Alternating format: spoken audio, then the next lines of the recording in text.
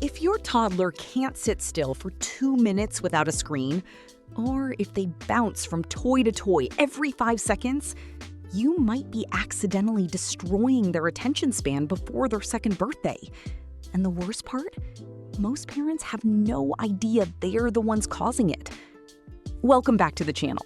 Today, we're looking at infant and toddler psychology. Between birth and age 2, your child's brain undergoes a massive explosion of growth.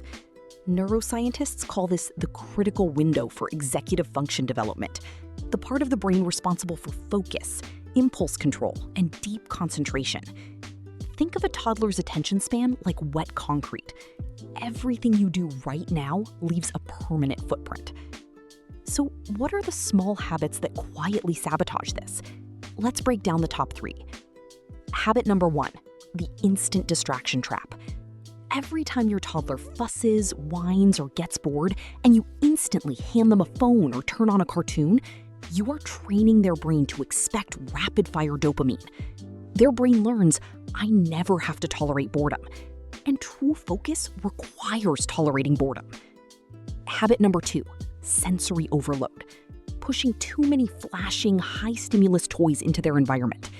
When a toy sings, dances, flashes lights, and vibrates all on its own, the toy is doing all the cognitive heavy lifting.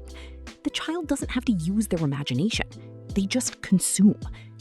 Habit number 3, split attention parenting. When you're talking or playing with your toddler, but your eyes keep darting back to your phone notifications, children mirror our micro-behaviors.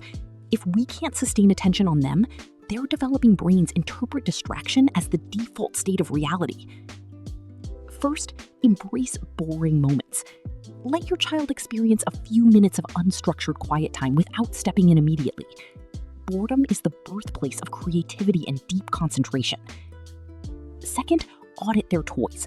Swap out the high-tech, battery-operated gadgets for open-ended toys like blocks, stacking cups, or simple cardboard boxes. Let their mind drive the play, not the toy.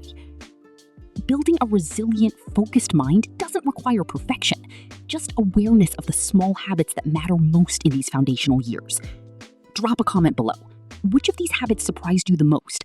Stacking blocks and reading books are great ways to connect. For more mindful parenting tips, hit that subscribe button and let me know your thoughts in the comments below. I would love to hear from you.